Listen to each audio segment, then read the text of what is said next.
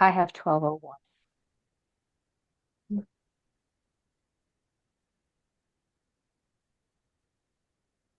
Hello, greetings, good evening, good morning, good afternoon.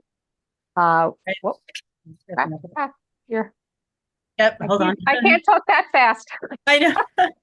That was a mistake. Sorry. There we go. Um, Welcome to the TESOL Intercultural Communication Interest Section Lightning Talks. Today, our uh, theme is translanguaging and intercultural communication. I just want to tell you, for those of you who are just coming in, that this session will be recorded, so colleagues may benefit from the work at a different time, because I realize that not everyone is able to be here today. Okay, next slide. What is the intercultural communication interest section? We are a part of the National TESOL Association, and we address the growing needs of language teachers who engage in intercultural communication, even when they are teaching in their home countries. So we facilitate webinars, informal coffee hours, academic panels at the conference, lightning talks, as we are today, as well as regular newsletter issues. And there are many more activities that we do throughout the year. Okay, next slide.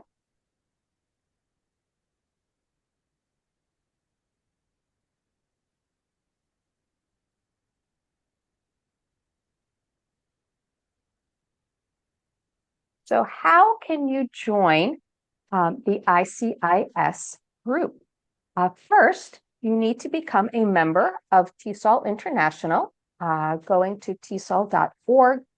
There are many different membership levels, depending on if you are a student or a retired educator or come from certain countries. So I encourage you to become a member. And then once you are a member, the mytsol.org is an app and a portal on the computer where you could join this particular interest section. We also have some social media outlets. We have Facebook, we have X, LinkedIn, YouTube channels, all that are great ways to stay connected with the ICIS group. Next slide.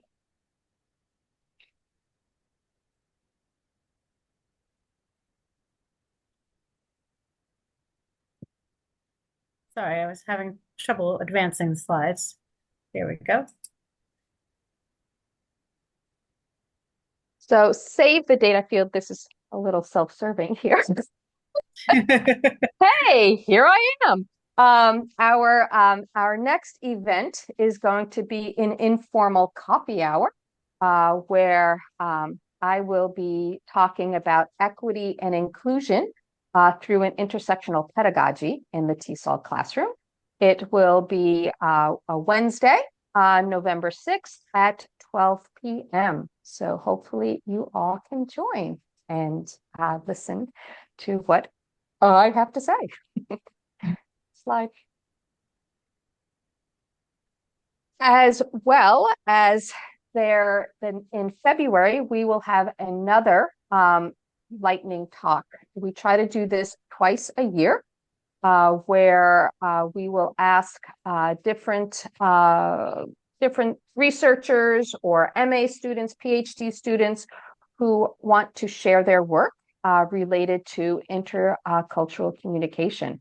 So we will be sending this out, but for those of you who are here and want to get involved to share your research, there is another opportunity in February. Okay, next slide. I would like to take a chance, and if you want to put that in the chat, Susan, the link for those who might not be able to have a phone. How did you hear about this webinar? This helps us to know what networking works well in getting the information out.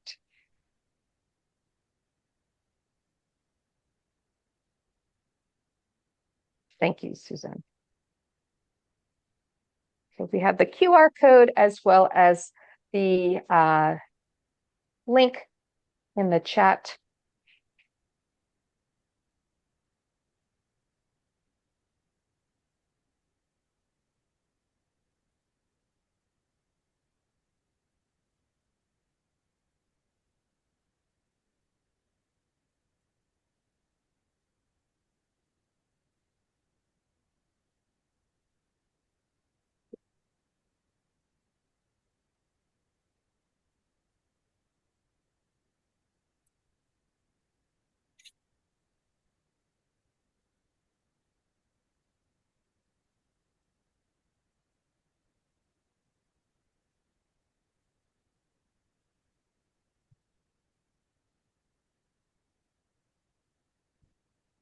We'll give like 20 more seconds or so, and then we could advance to the next slide.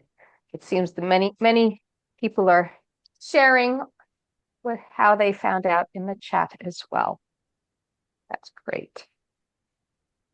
It's always nice to hear how word gets spread.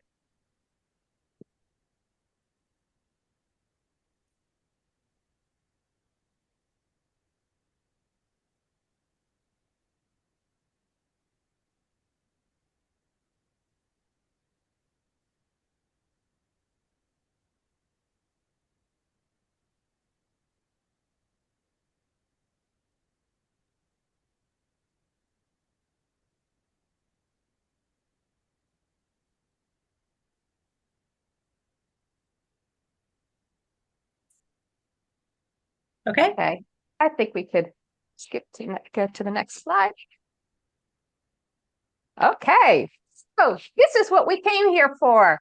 Our theme this time is translanguaging and intercultural communication. So just some guidelines is that a lightning talk is a 5-minute succinct online presentation. It is intended to be short so that there be time for questions and answers afterwards. The presenters you will hear today are ELT educators or researchers, and they are sharing their work with TESOL and with friends. Logistics will be, each lightning talk will last for 5 minutes. Questions will be posted in the chat as they come along, or you can save them until the end. We will listen and cycle through all of our presenters first, and then open it up for questions. Yeah. As well as a time for reflection after the speakers are speaking. I think that's it. Oh, yes. And please put your microphones on mute until it is time for questions at the end. You can also, it's okay while they're presenting, if you need to shut off your video to save bandwidth, that's understandable as well. And then when we finish with everyone talking and we will unshare our screen, we could then have the discussion with everyone's video on. Okay. Okay, so I'm going to give a brief introduction to our speakers before they share their work. First up, we have Dr. Fatima Ranjbaran, who is coming to us from sorry for my pronunciation. She's an assistant lecturer at Sultan Qaboos University in Oman. She holds a PhD in applied linguistics from the University of Tehran. She has 19 years of teaching experience in higher education. And her current research includes technology-enhanced learning to improve grammatical accuracy in writing, pronunciation assessment in the Middle East, and intercultural communication. Our second presenter, Ms. Liesl Tagarda, is coming to us from northeastern, sorry for the pronunciation, Mindanao State University and NMK School from Bangkok, Thailand. And she is an accomplished senior English program manager with over a decade of experience in managing and training international educators. She holds a Master's of Arts in English Language Teaching from Northeastern Mindanao State University. And her expertise includes English for academic purposes and English for specific purposes and preparation for standardized tests. Our third presenter is Dr. Maria Diaz from Ball State University in Indiana. She has 15 years of experience of teaching English as an additional language in Brazil. She holds a master's and a PhD from East Tennessee State University. And she's currently professor of elementary education at Ball State University. Her research includes critical teacher preparation, bilingualism, multilingualism, and translanguaging. And our fourth speaker will be Mr. Christopher Liberty from Uganda National English Language Teachers Association. He's an international development professional who completed his postgraduate studies at the London School of Economics and Political Science. His interests are in sustainable development, education, and political economy within the global development agenda. And he's also currently associated with the Uganda National English Teachers Association, TESOL, and Ashinaga, Uganda, where he contributes to international development projects. So that is just some brief information about our speakers. And first up, we have Dr. Fatima Ranjbaran. So I will give you the floor now. Hello, everyone. Thank you for having me. It's a pleasure to be here. Today, I'm going to share a little bit of my research that I've recently done in the context of Oman on translanguaging and intercultural communication.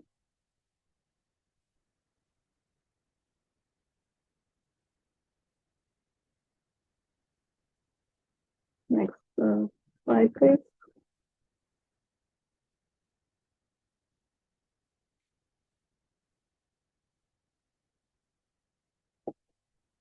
So research surrounding second language education across the globe has explored how translanguaging can be used as an inclusive pedagogical practice in the second language classroom, bringing equal access to learning opportunities and facilitating student engagement in educational settings.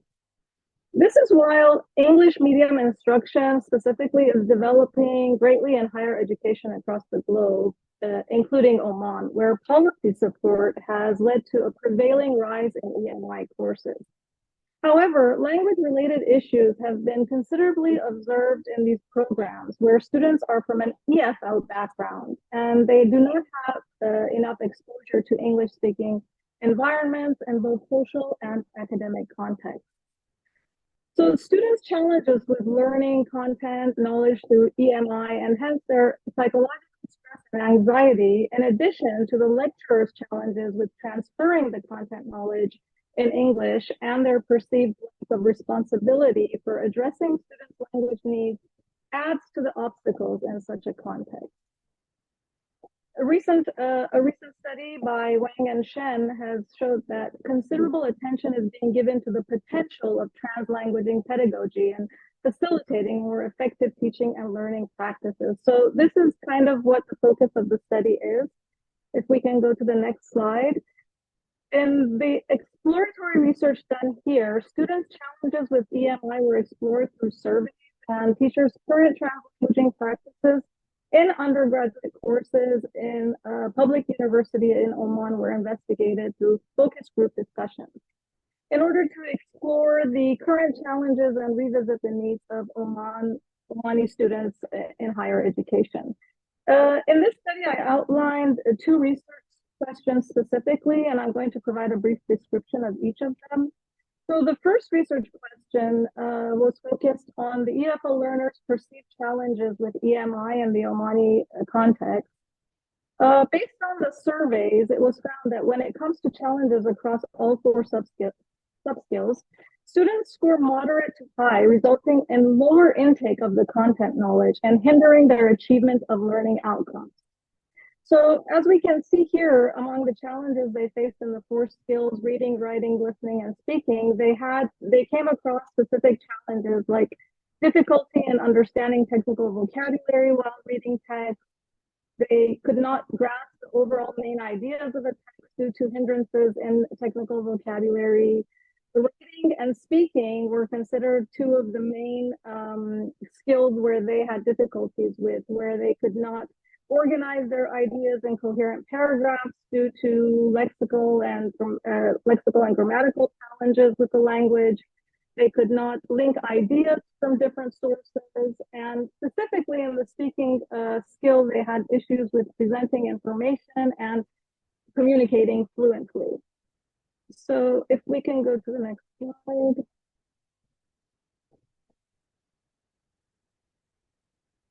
Sorry, the previous one.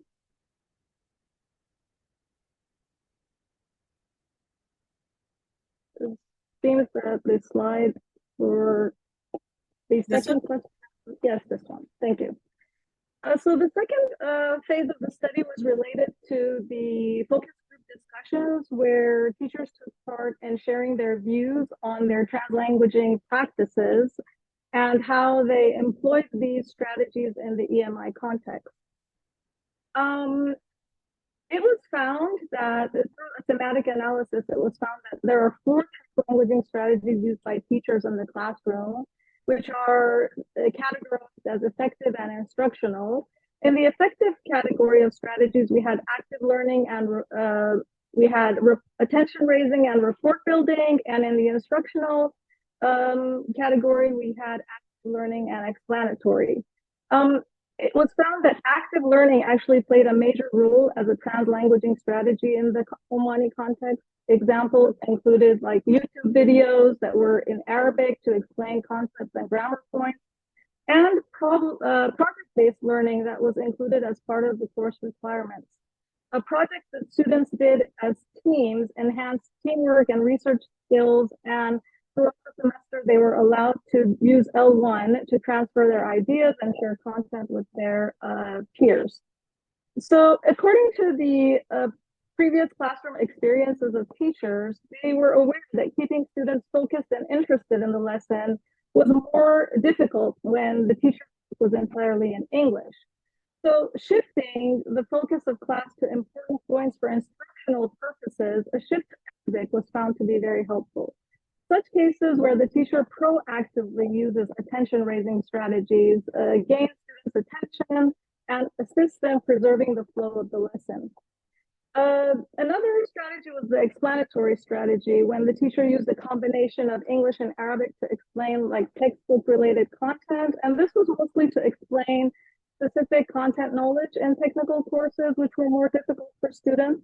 And students don't usually understand the fundamental concepts of a lesson if they are all given through English. And this becomes an obstacle for continuing with practice and activities. So the teacher had to make sure the students fully understood through explanations and definitions in their L1.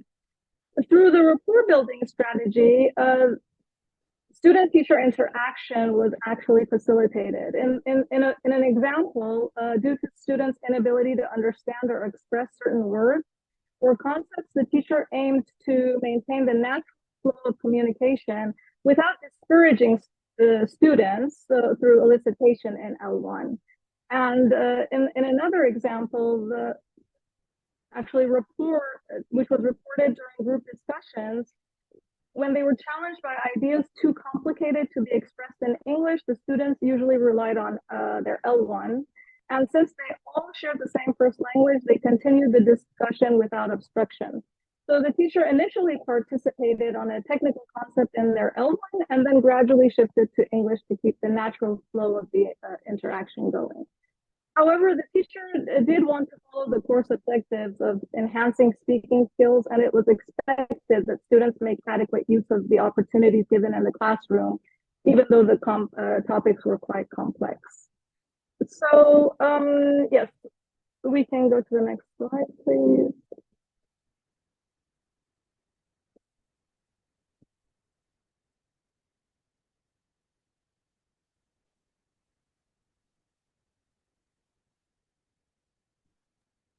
Sorry, I'm having computer problems, of course.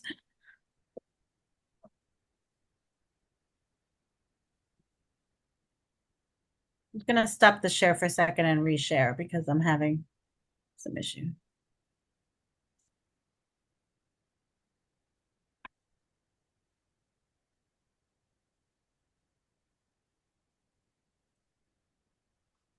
Oops.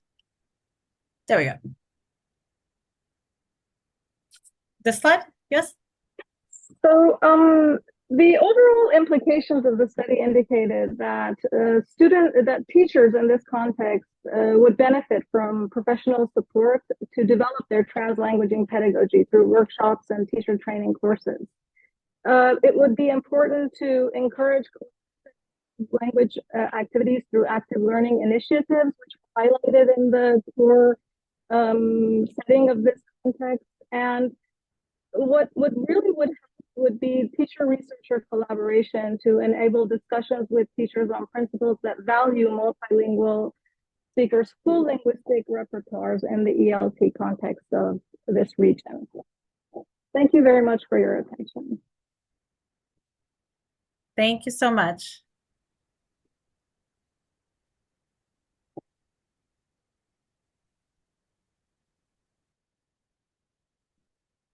All right, it's gonna be my turn now. Yeah, shall I start?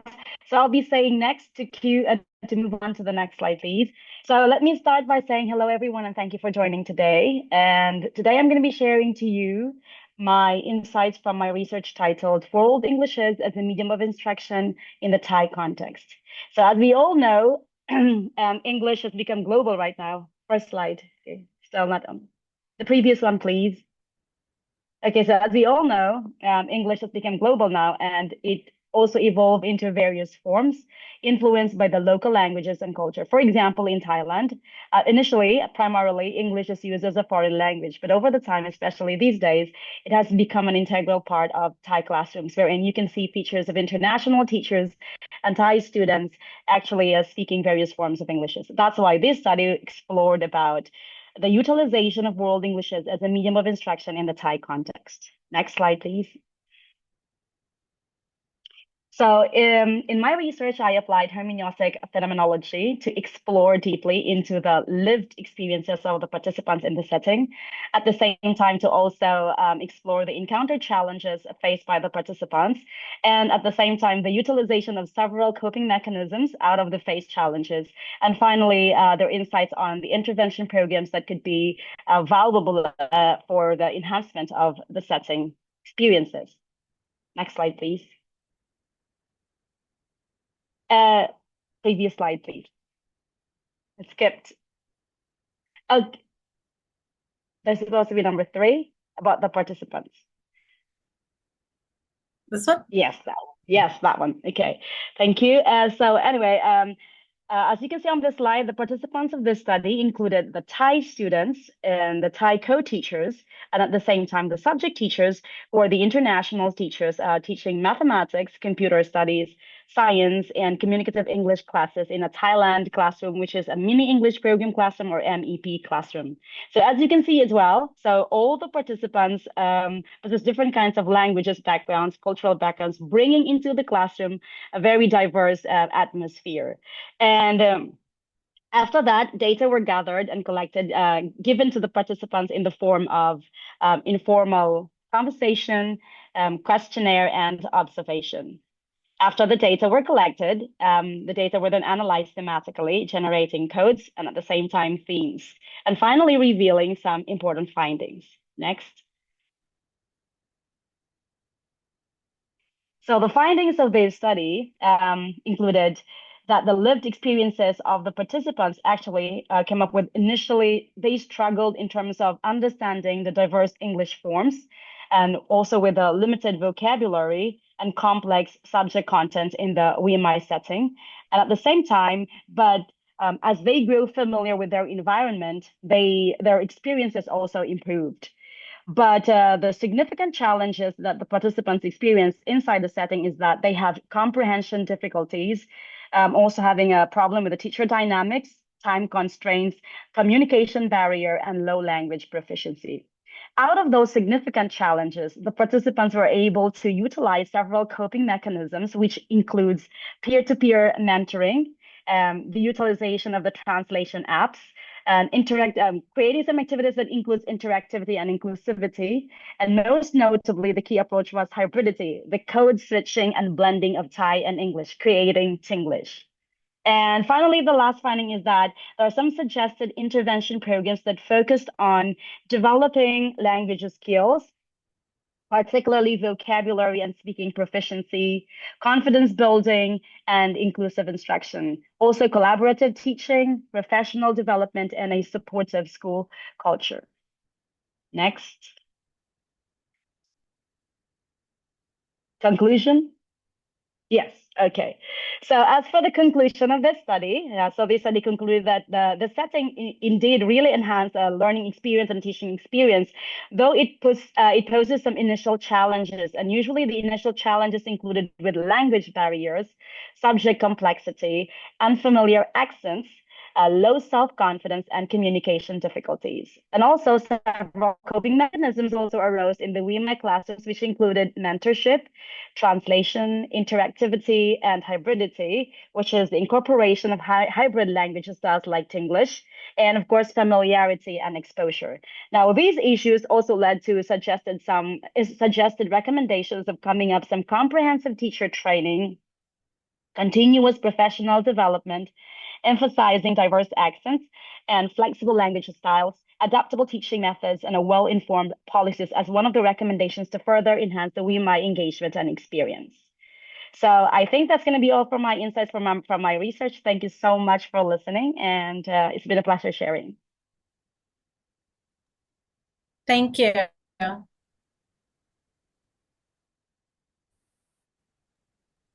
Okay, so my turn now. So I'm Maria Diaz, and I'm happy to be here sharing a little bit of my dissertation findings with you today. So I'm going to talk about translanguage spaces in many mainstream classrooms in the US. You can move to the next slide. Oh, yeah, okay. The main goal of my study was to understand why, how early childhood teachers were teaching kids that speak other languages in a classroom, in a mainstream classroom. And my curiosity came from the fact that I did my master's and PhD in Tennessee. So I went to many observations in schools in that setting, in settings in Tennessee. And then I realized that the teachers that were struggling the most were the teachers that spend most of the time with kids in the classroom. Because the ESL teachers, usually they had like strategies to, help students to learn. But what about the ones that spend most of the time with the kids in the classroom? Did they have a strategy? What were they experiencing? And that was my main goal, like understanding the experiences of those teachers, especially in early childhood education, because it's a very important, time for development. And those kids, we want them to become bilingual and not become like monolingual after years in school in the US. So also my idea was to explore what elements of translanguage pedagogy were presented in the teacher's practice after like more than 10 years of studies in translanguaging and many professional developments that we see everywhere. I thought that maybe teachers had access to that and they would implement some, translanguaging strategies in their classroom. Okay, next. So for my surprise, when I started this project, I thought that the teachers would have some number of multilingual learners in their classroom, but that number would not surpass the number of English monolingual speakers. But well, for my surprise, some of the classrooms teachers had 17 kids that were multilingual and 5 that were English monolingual speakers in Tennessee. So with the number of immigrants increasing like all over the US, it would be interesting to have more policies related to those teachers that spend most of the time with them in the classroom and more policies related to translanguage pedagogies. Another finding was that teachers now have to follow, and maybe this is a trend all across country, that we need to follow, teachers need to follow a scripted curricula, and that, kind of is not very, it does not accommodate for all students because they have to follow like a scripted curricula. They have to do something specific that day, and everyone in the department, in the school district needs to do that, the same lesson that day. So there's not much time for accommodations for those students. Okay, next, please. Okay, so then I was looking through the lens of translanguage pedagogy that was, developed by Ophelia and colleagues. And they look at the 3 strands of translanguage pedagogy in the classroom. That would be stance, design, and shift. And that's what I was looking when having conversations with the teachers through my interviews. I was, asking like what strategies, what, things they do to accommodate for those students. And for for my surprise, or not so surprise, but teachers say that, said that they want to value and respect children's home language. But when I asked them, what do you do to preserve their home language and so that those kids can become multilingual learners in the future, they said, they didn't know what to do to help those children to become multilingual learners or, bilingual adults. So there was not much of design of translanguage pedagogy, and there was no shift that is that, on-spot decisions that teachers need to make during instruction to accommodate for multilingual learners. And this was a study conducted in Tennessee with 6 early childhood teachers. It was based on a phenomenological perspective. Okay, next. So in conclusion, there's a need for teacher preparation programs to incorporate multilingual practices in the curriculum, because most of the teachers I interviewed, they was sharing that they didn't have any practice, they don't know what to do, they are overwhelmed, not only with multilingual learners, but with everything that is going on in public schools today. The number of students with special needs and or students with behavior issues. So they were saying that they don't have a lot of assistance and they don't know what to do when they have kids that do not speak English. And they said that if they had more strategies on their tool belt, and that was a word we used for them, they would feel more prepared to teach those kids, and then maybe they would become bilingual adults. So this is just a little bit. Thank you for listening.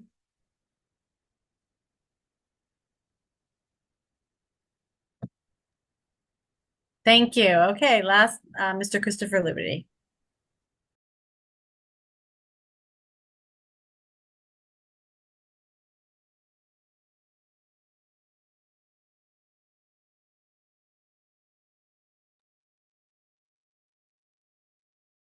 Oh, I think I just re-admitted him, so hopefully he's joining again.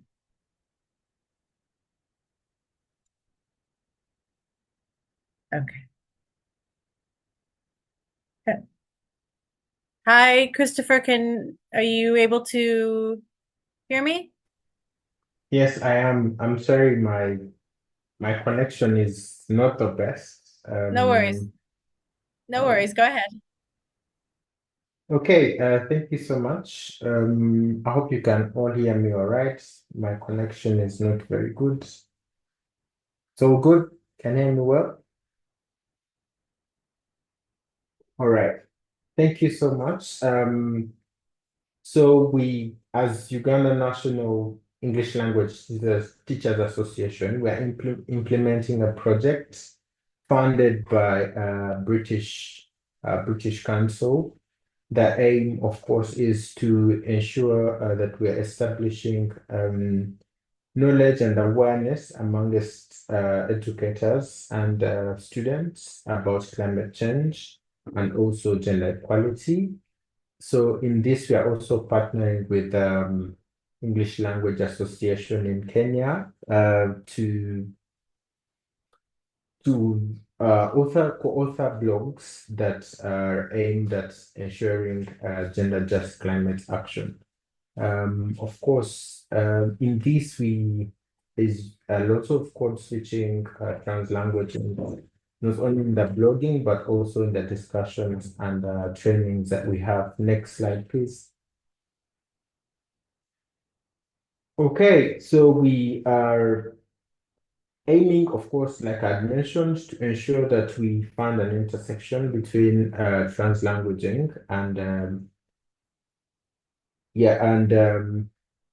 gender just climate action. I don't know if some of you have a basic background of countries like Uganda and Kenya, but for example, in Uganda, we have about 70 languages, about 43 being spoken in the country. And we also have the lower section of the primary being taught in the local language. And then there's a transition in the mid to upper section of the primary to English language. That's a bit of background. Next slide, please.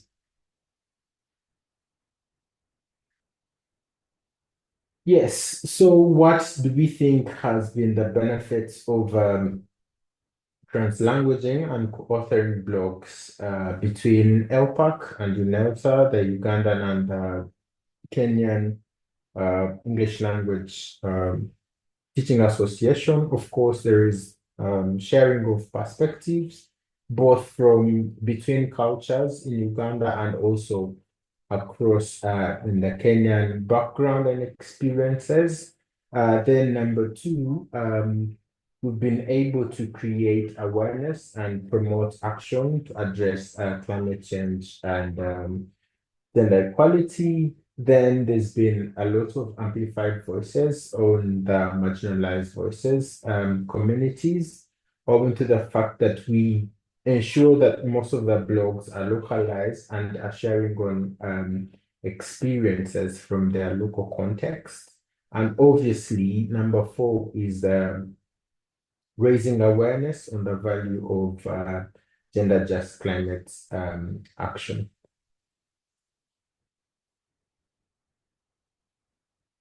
Okay, so how has it been running? So overall, several teachers who showed interest in participating in this program were able to sit and be paired. We formed tandem pairs from a teacher, for example, from Kenya was paired with a teacher from Uganda, and they worked on several issues, especially those focusing on those around their schools and communities. And in these, they were able to discuss four components: the challenges, that's the barriers to gender equality. And in these, they were also sharing some of the things that are working and the positive steps towards reducing the impact of climate change. And they were also finding ways of documenting stakeholders who are working together to design solutions to combat gender inequality and also climate change. Next slide, please. Yes, so what do we think has been the value of translanguaging in this project and also overall its impacts on English language teaching and learning in Uganda and Kenya? First of all, there's been improved and increased student engagement, like I mentioned, over 43 living languages in Uganda and hopefully many more in Kenya. But we've also given an ability for student language exchanges and discussions where they're using, of course, linguistic resources that may not be as easy to comprehend, especially in the area of climate action and gender equality. Of course, some of the terms may be easier for maybe someone who speaks English regularly, but for climate change and gender equality activism, we've been trying to find ways of finding the terms in the local language and maybe in the end translating some of the equivalents to these in English. Of course, we've also, there's a point about meaningful learning and also localization on some of these global issues and also connecting this language to issues like climate change and gender equality, ensuring that they are not only spectators of some of the experiences that are happening on them, but also contributing to mitigating some of these challenges. And I think, is it Dr. Fatima had mentioned something about inclusive pedagogy, so I won't spend a lot on that. Next slide, please.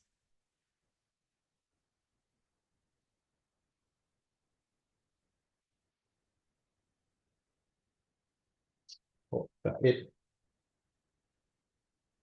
Okay, so in this project so far, yeah, that's me in one of the sessions we've been facilitating. What I think so far has been achieved is bringing teachers and students to be participants in some of the global challenges and problems, increasing awareness, and also an opportunity of empowering communities. Translanguaging gives an opportunity to especially women, especially rural women who bear the brunt of climate change, to also have their voices heard, and through our blogs that we share on several social media platforms, and of course encouraging sustainable practices like I had mentioned earlier before. So some of the challenges I think on top of limited resources is some of the words are a bit more difficult, especially in the area of climate change. So translanguaging and especially for students becomes a bit more difficult. And of course, in all this, we still haven't done a lot to reducing some of the problems we are fighting, gender equality and climate change impacts are still having a foothold of our communities. Next slide, please. Okay, thank you so much. Thank you so much. Okay, I guess it's time for the Q&A. Yes, hold on now. I had it. Let me see if I could get you all. I could see everyone. Okay, great. Thank you all so much for these really wonderful and enriching research. I do have some questions, and I'm going to address them in the way that they were written in the chat. Feel free also to write more questions, as well as raising your hand to ask the question. So the first question is for Fatima. And the question is, are you aware of any professional development efforts in your area that are focusing on your research? Well, actually, despite the fact that this is a very common topic in the context, in the EFL context in the region, most professional development sessions that I have observed in my university have not been geared towards translanguaging. It's not a very common concept to be actually you included for training teachers. And that is one of the gaps here that really exist. Thank you. And this question is for Lisa. What could be an example of comprehensive teacher training, in your opinion, addressing one of the challenges faced by the teachers? Yeah, okay, so actually I already answered, so maybe Oh, probably okay, we could have, perfect. yeah, Okay, yes. I wrote on the reply, it could be particularly like culture training. For example, in my context, about a teacher should have a training about, especially for the new teachers, should have a training about how it is like to be in the Thai classrooms. And at the same time, especially also could have a bridge training about the Tinglish in terms of intelligibility, comprehensibility of the way the students will try to have a conversation with the teacher, because sometimes there is no smooth flow between the conversation between the teacher and the student because the teacher was unable to hear the Tinglish version. So that could be the possible training. great. Thank you so much. Maria, there was a comment about the numbers of multilingual to monolingual ratio in your research. What do you think would be the reasons for this high level of a diversity in your research context? So based on my research, and literature review and documents that I reviewed was that Tennessee is a new destination for immigrants. So in the U.S., so then the higher number of of multilingual learners in those classrooms. So usually other states that were receiving more immigrants in the past were like California or New York or Texas, so on the borders. So but now we see like more immigrants coming inland, and then it would be like Tennessee a new destination. Maybe that's one explanation. Okay, thank you. The next question is for Christopher. The intercultural relationships between the two teachers in the two contexts that you talked about sets up this wonderful dialogue and creates an audience for the blog. But what are the main languages used in these blogs in Kenya and in Uganda? And how were these languages used? Thank you so much, Dr. Melanie, if I pronounced your name right. First of all, when we were making the pairs, I think we were ensuring that we are matching them according to most of the similarities that they had. So we had a sort of a jot form to ensure that we're matching them to work on things that they may be mostly interested in. That's a bit of background, but straight to the question. In the discussions, we did not limit them to a specific language. East Africa, most of the East African countries are able to speak Kiswahili, and especially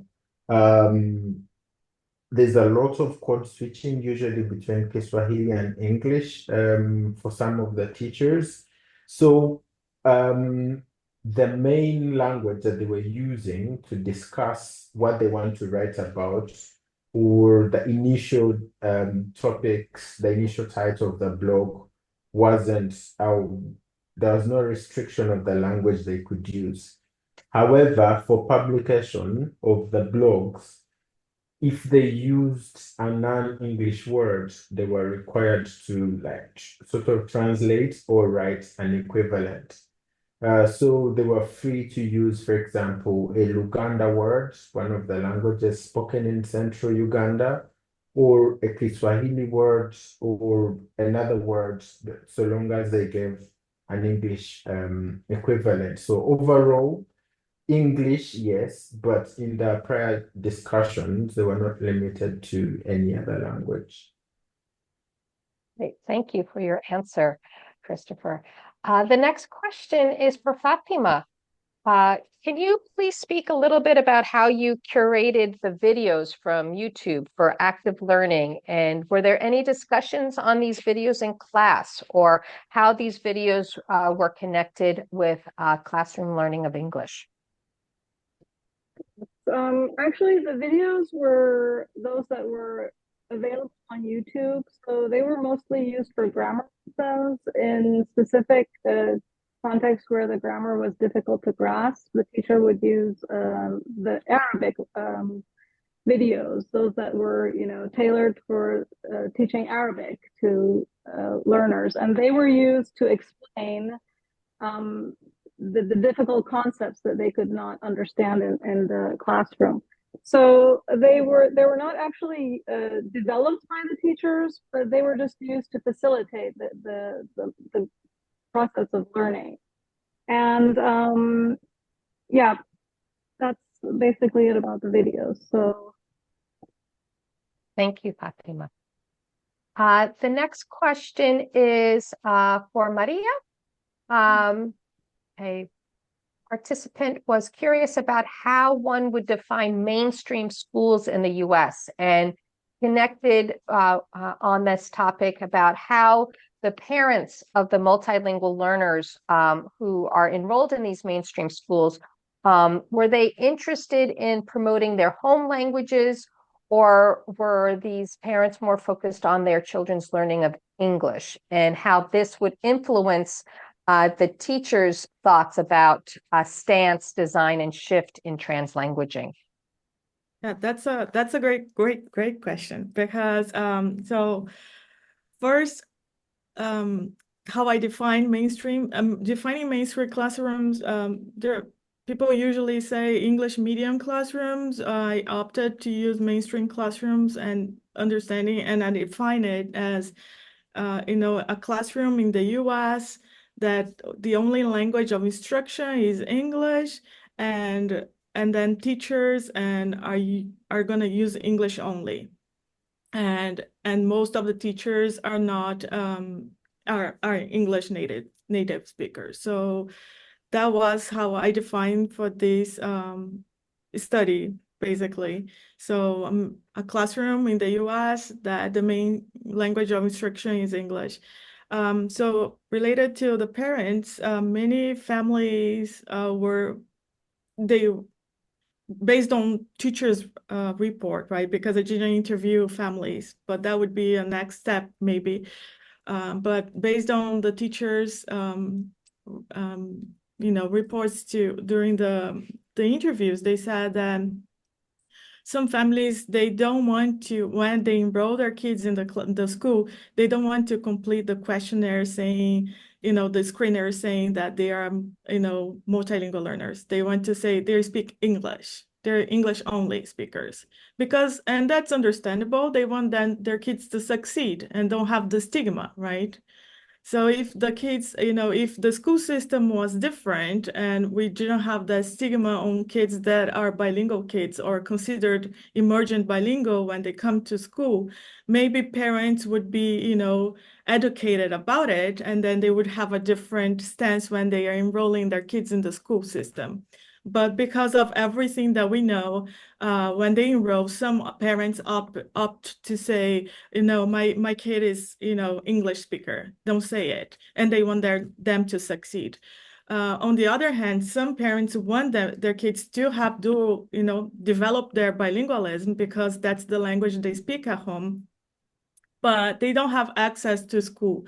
And that's one of the other issues in my research, because when I was asking about family involvement with teachers and those families, multilingual families, many teachers said that to participate in the school community these days, you need to have a background check. So immigrant families are not going to spend money having a background check that costs like $35 or $30, I don't know, depends on the state or the institution that runs it, to, be able to enter in the school system. So, in the school facilities, because they would rather buy food than having. So there are a lot of issues related to family involvement with multilingual learners and how they perceive their home language, but many and also families of English monolingual kids, how they perceive those numbers increasing in the environment in the school. So there were different issues related to family involvement. Unfortunately, not unfortunately, but my study could not go to that area, or to interview families. It would be too big, but that would be interesting to have. And there are some studies that are doing, and focusing only on family involvement with, immigrant families and these things. I'm sorry, I talk too much. All right, that's okay, Maria. I think if we could have, do we have one more question for Christopher? If it's a short answer, if not, we could try to continue the discussion on my TESOL, as these are all really great discussions. But Christopher, could you comment briefly on if you experienced any resistance that teachers faced regarding addressing gender issues, either from students, families, or other colleagues not involved in the program? Well, I think we anticipated that and ensured that especially men that we were engaging were, first of all, we discussed with them some of the major biases that would occur if they are going to write about this. So before they actually did any work, we had a series of meetings and trainings to anticipate some of the challenges that they would face. So first of all, I think the major challenge that we faced was a sort of backlash from communities which are largely patriarchal. Some of the comments online thought, were saying we're trying to, I don't know, import some Western values. So a lot of the challenges were not direct, but maybe some of the comments on the blogs and some of the largely some of the comments, because what we did was anticipate some of these to happen and had initial engagements with the teachers. Thank you, Christopher. That is all we have time for. I'm sorry if we did not get to answer all of your questions, but these were great themes, such enriching discussion. I encourage you to join the Intercom LinkedIn page. We could continue the discussion there. If you are a member of TESOL, you could also create discussion in our section there on My TESOL, but you do not need to be a member of TESOL to be a part of our LinkedIn Intercom page. So, Susan, would you like to ask any closing words? No, I'd just like to thank the presenters. It was a wonderful discussion on translanguaging and intercultural communication, and I hope to see everyone at the next one. Yes. Thank you. Thank you. Thank you very much. Thank you. Good night, everybody. Good night. Bye.